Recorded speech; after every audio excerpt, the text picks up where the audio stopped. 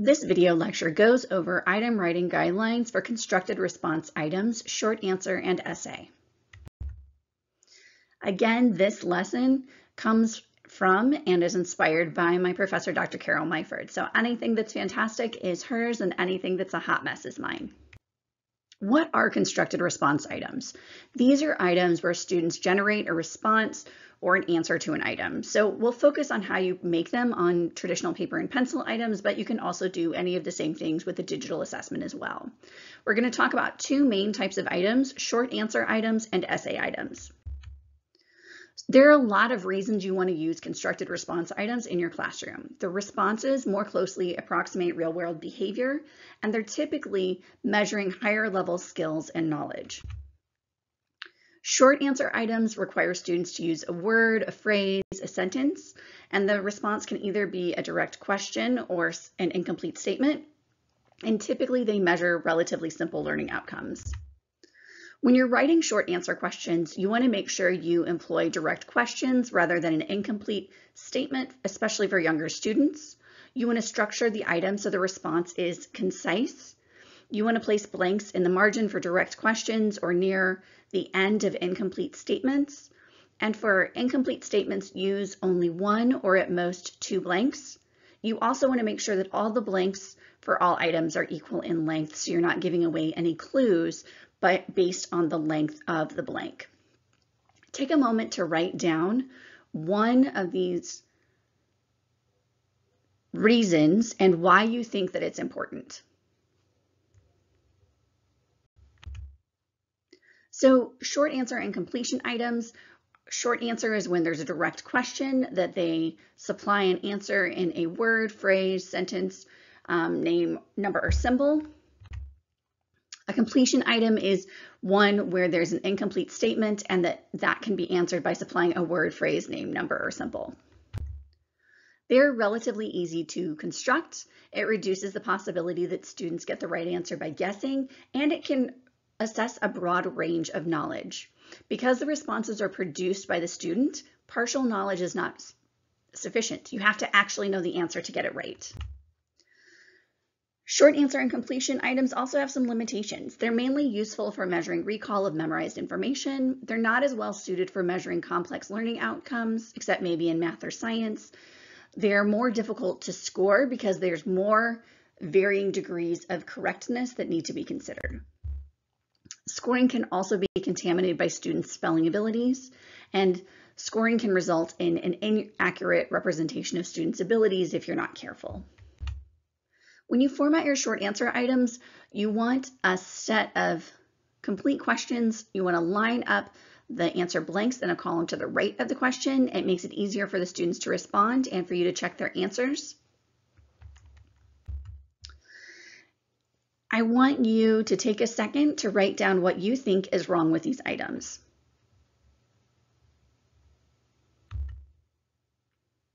These could be entire essays, an entire book about who was Hernando de Soto and what did he do. So you want to make sure that your question limits what they can say. So be specific about what you want them to tell you about Hernando de Soto.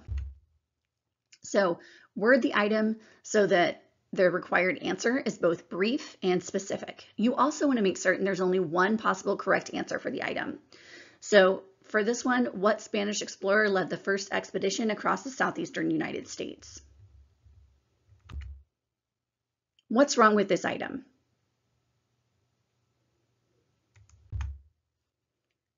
There's a clue. Because it says "an," you know that that word has to start with a vowel. So instead, if you put parentheses around the "n," it could be "a" or "an," and you're not giving an unintended clue. Don't give them clues to the answer when crafting the item. Make sure that you make it so that anything could be an answer. What's wrong with these items? We know the cognitive load of answering questions is greater when you put the blank at the front because you have to hold that blank in your head while you're reading the rest of the sentence. If you put the blank at the end, they only have to hold the rest of the sentence in their head, not the blank as well. To correct this item, you want to make sure that the blanks are near the end. It prevents awkward sentences and it sets the problem up appropriately. So instead, the largest object in the solar system is the blank. The closest planet to the sun is called blank. What's wrong with this item? The is a group of that break down of. This one's Swiss cheese. I have no idea what this is talking about. It could be one of a 1,000 different things. When completion items are used, don't include too many blanks. At most, 1 or 2. Instead, a group of organisms that break down the chemical components of food is called the blank blank. What's wrong with this item?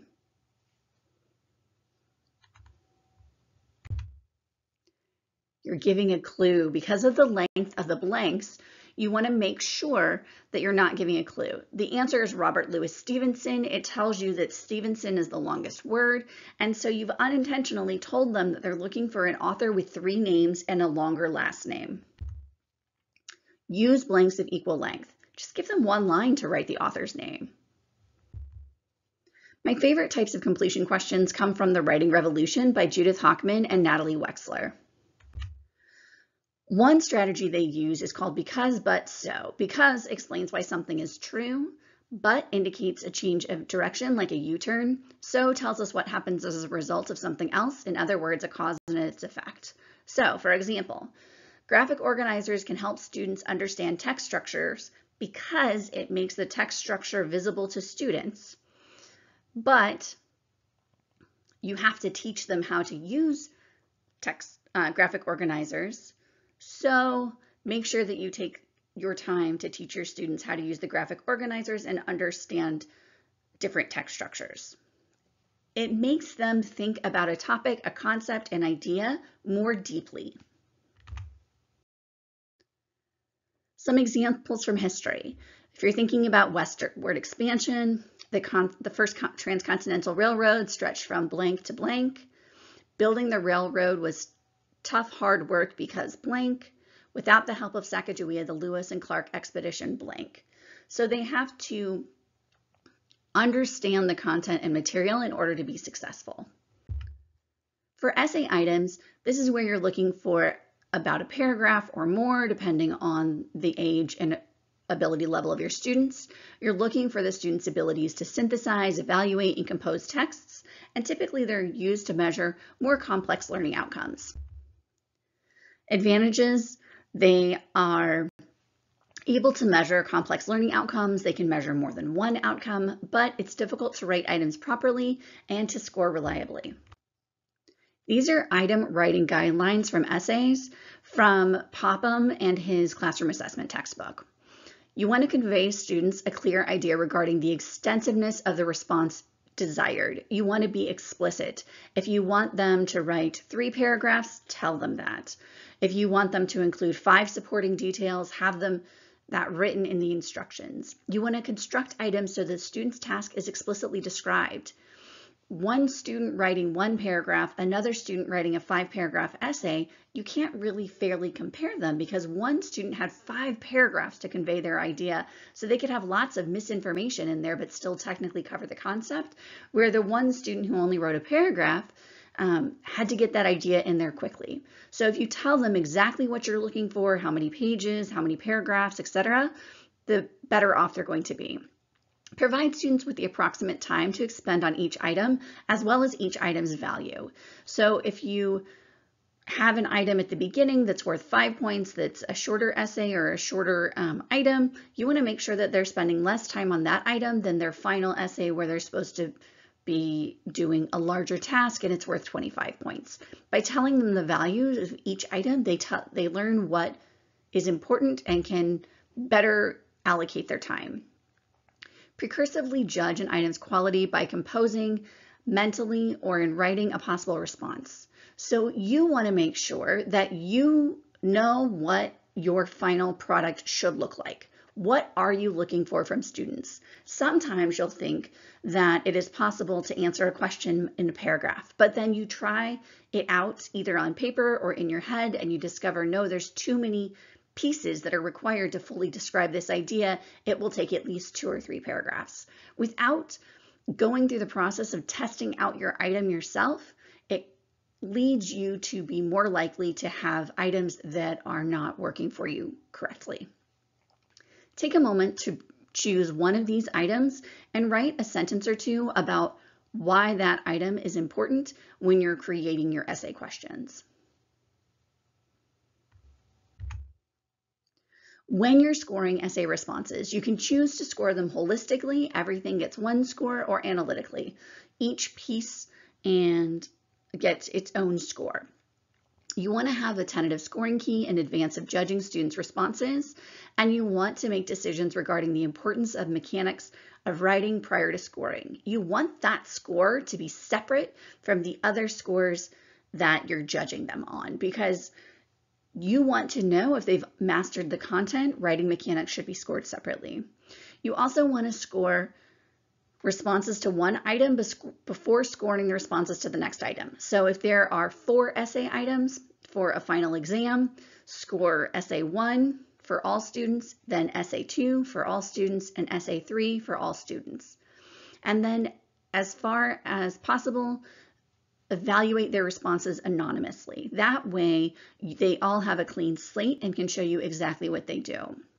It's also really important to go back and regrade the first few items that you score for any item, because you might discover that you were really hard on the first 5, and then by the time you get to the end, you've let up on your scoring, so you're giving people more grace.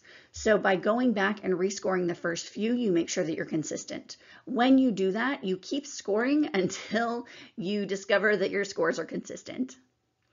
Take a moment and write down one reason and idea that you take from these scoring guidelines.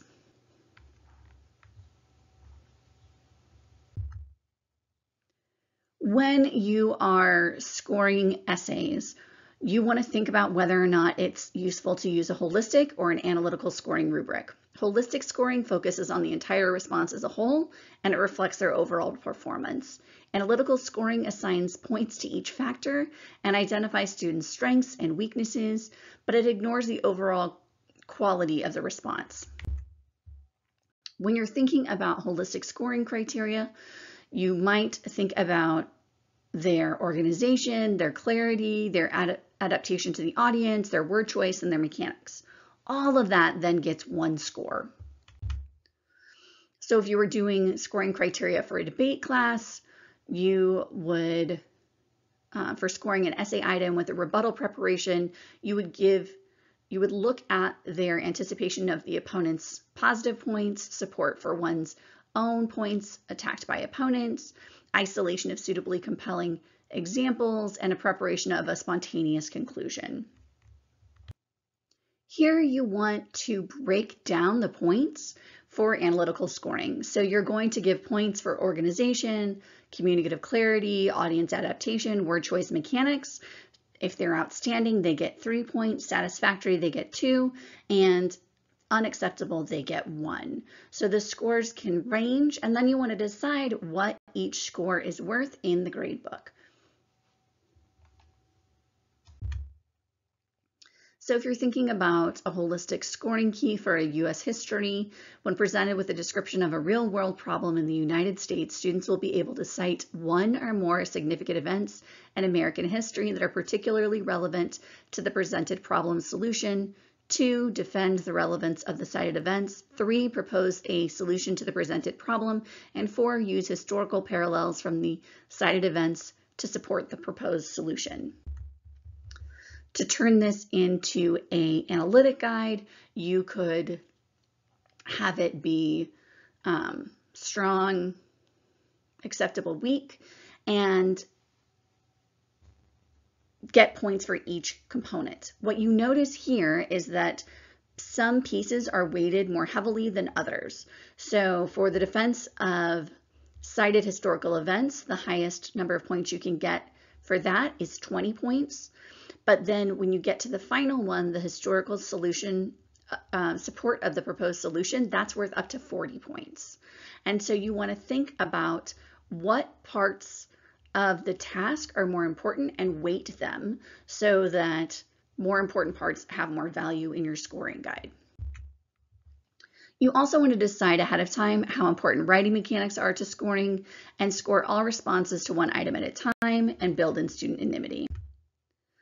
After you've created your test, you want to look at all of your students' responses. Is there a question that many of your students got wrong? Did you not fully teach the material? Do you need to reteach it and reassess? Don't penalize students for not teaching the material. Is the test item flawed? Everyone gets full credit for the question. For me, if I have more than half of my students get a question wrong on a test, I throw it out.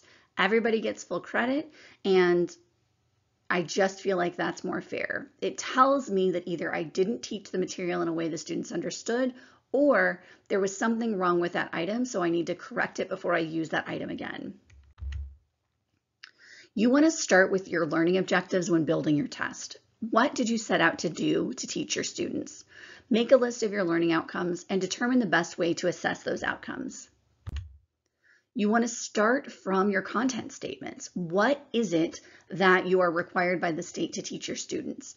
How are the best ways for students to demonstrate their knowledge of that material? Sometimes, if it's vocabulary, you're looking to see if they've mastered the understanding. A matching activity is perfect for that. Match the definition to the word.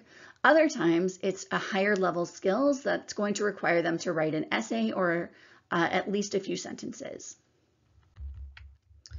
Measurable learning outcomes for those standards on the previous slide. Students will identify what all plants need to survive. Students will compare different adaptations plants have to help them survive in different environments. Based on those learning outcomes, I then have to decide, how do I best measure those? This is an example of a table specifications for a U.S. Constitution unit in a middle school class. So it's got Bloom's taxonomy from level 1, remembering, to number 6, creating. And then it has the content that they want covered. And so the teacher spread out the items to make sure that everything that was taught and was important was assessed, and that the number that she was assessing between high and low level skills, and that she adequately covered everything she taught during that unit.